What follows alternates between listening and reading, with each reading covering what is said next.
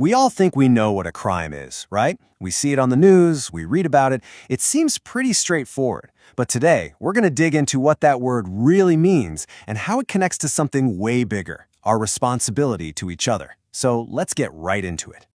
You've seen a scene just like this a million times. The yellow tape, the investigation, it just screams crime. But here's the big question for this explainer. What does that word actually mean? You might be surprised to find out that the answer, well, it's not the same for everyone everywhere. So, let's start at the very beginning. What is a crime? You might think it's simple, but the definition is way more flexible than you'd imagine. It's not just about what's written down in some dusty law book. Okay, so this is the one we all know. This is the official Merriam-Webster dictionary definition. A crime is an illegal act. You break a law, the government can punish you. It's simple, it's clear, and it's pretty much the foundation of our entire legal system. Yeah, but is it ever really that simple? Language has layers, and the word crime has all these other meanings that we use constantly, and they take us way beyond the courtroom. Now check this out, because this is where it gets really interesting. The dictionary also calls a crime a serious offense against morality, against our sense of right and wrong. You know, like when people say, it's a crime how they treat their elderly parents. It might not be technically illegal, but as a society, we see it as a huge moral failure. And we can stretch that meaning even further. We use the word crime all the time to describe something that's just, well, disgraceful or plain stupid. The punishment here isn't jail time, it's social judgment, it's shame. And this example just nails it. You've probably said this yourself, right? It's a crime to waste good food. We're not saying anyone should get arrested over it, but we use the heavy weight of that word, crime, to show just how wrong wastefulness feels to us. So the main thing to get here is that crime is a whole spectrum, from breaking the law to just breaking a moral code. All right, so enough with the dictionary definitions. Let's move over to the police blotter and look at some real-world examples from our source material to see how this all plays out. Okay, here we go. A classic case that fits that first definition perfectly. Theft. Someone broke into a bank, stole stuff. Nobody's going to argue about whether or not this is a crime. It's a clear-cut violation of the law. And another one. A suspect gets arrested for drug possession. Again, totally straightforward. It's an illegal act, and the government can punish them for it.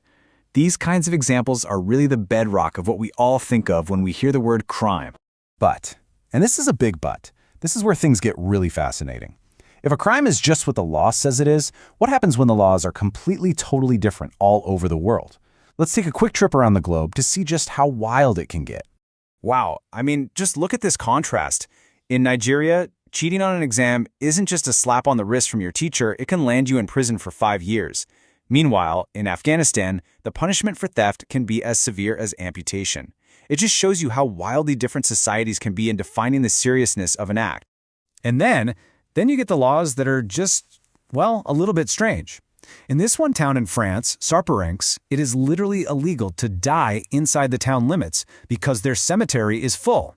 The mayor even threatened offenders with severe punishment. How exactly you punish someone who's already broken that particular law, that's a whole other question. Here's a crime you could commit in a couple of major cities without even thinking about it. Feeding pigeons. Yep, in London's Trafalgar Square and in San Francisco, what feels like a totally harmless tourist activity could actually get you a pretty hefty fine. All because the birds are considered a public nuisance.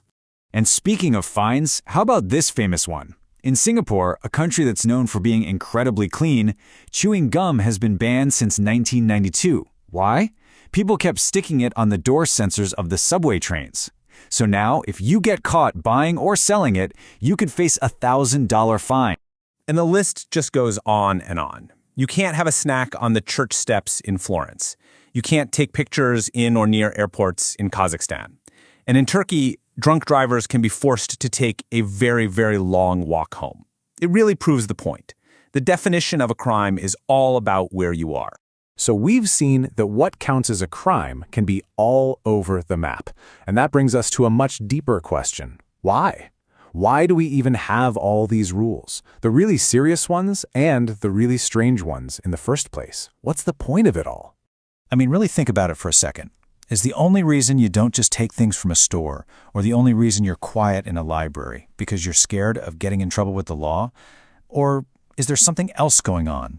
And that right there is the key. Laws are really just our best attempt to write down the official rules for living together in a society. They're the written version of being socially responsible. But so much of our good behavior day to day is guided by the rules that aren't written down anywhere.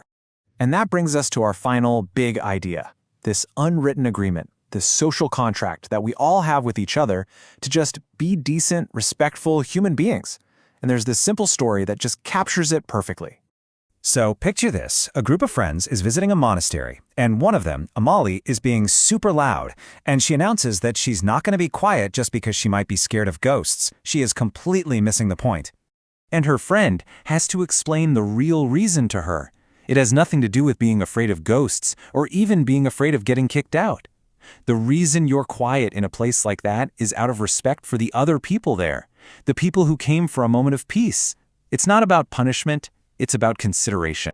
And that, at the end of the day, is the big takeaway. For all the laws we write down and all the crimes we define, maybe the most important rules for living together aren't in any law book. They're about our shared responsibility to just be good to each other and make the world a decent place for everyone.